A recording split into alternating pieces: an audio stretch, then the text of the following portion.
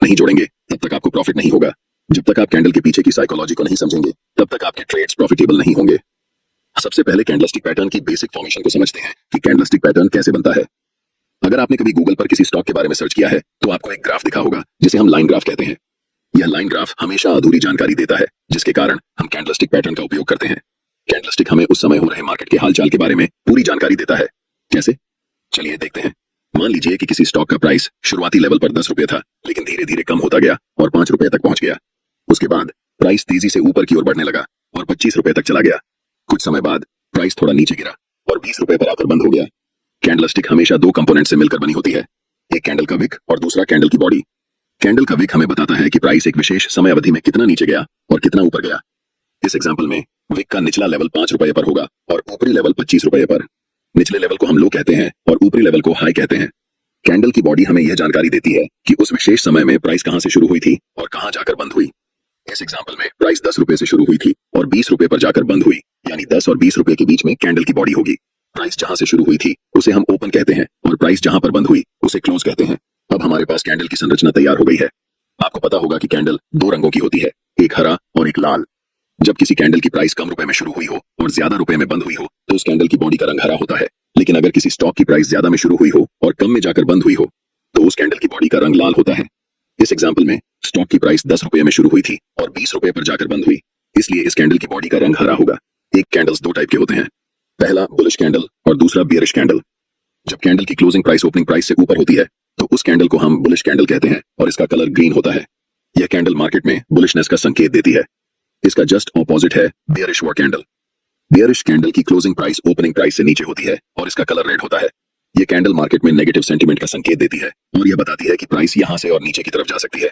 अब हम समझते हैं टाइप्स ऑफ कैंडलस्टिक पैटर्न्स। एक कैंडलस्टिक पैटर्न में कितनी कैंडल हैं, इसके बेसिस पर कैंडलस्टिक पैटर्न्स को 3 टाइप्स में डिवाइड किया गया है। पहला है सिंगल कैंडलस्टिक पैटर्न, दूसरा है 2 कैंडलस्टिक पैटर्न्स और तीसरा है 3 कैंडलस्टिक पैटर्न्स। इस वीडियो में हम पर्टिकुलरली सिंगल कैंडलस्टिक पैटर्न के अंदर जितने भी कैंडलस्टिक पैटर्न्स होते हैं उन सभी को समझने वाले हैं। जैसा कि सिंगल कैंडलस्टिक पैटर्न के नाम में ही सिंगल वर्ड शामिल है, इससे पता चलता है कि इस पैटर्न में सिर्फ एक कैंडल होगी और total 7 most popular single candlestick patterns जो कि चार्ट्स पर सबसे ज्यादा एक्यूरेटली रिजल्ट देते हैं, हम उन्हें समझेंगे। इन 7 सिंगल कैंडलस्टिक पैटर्न्स का नाम है bullish marubozu, bearish marubozu, hammer candle, hanging man candle, inverted hammer, shooting star और दोजी।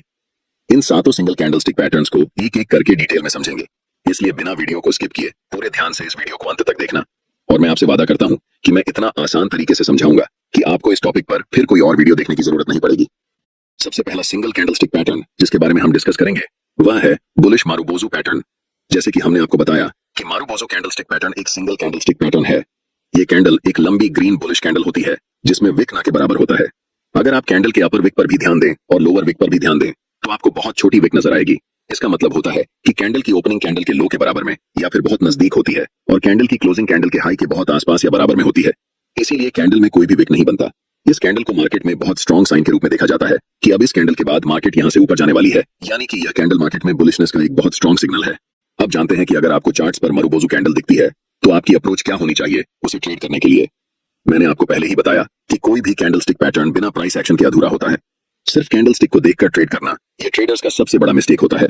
लेकिन अगर यह कैंडल किसी स्पेसिफिक लेवल पर बने तो यह हमारे लिए ट्रेड करने का एक अच्छा अपॉर्चुनिटी हो सकता है। इस कैंडल के लिए यह इंपॉर्टेंट लेवल है सपोर्ट लेवल।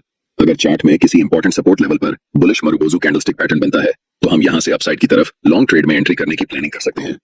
इसे हम लाइव एग्जांपल की मदद से समझते हैं। यह चार्ट टाटा कंज्यूमर प्रोडक्ट्स का है, यानी कि TCPL का एक दिन के टाइम फ्रेम में है। चार्ट में पिछली कीमत एक दिन के टाइम फ्रेम में है। एक्शन के हिसाब से यह एक इंपॉर्टेंट सपोर्ट लेवल है।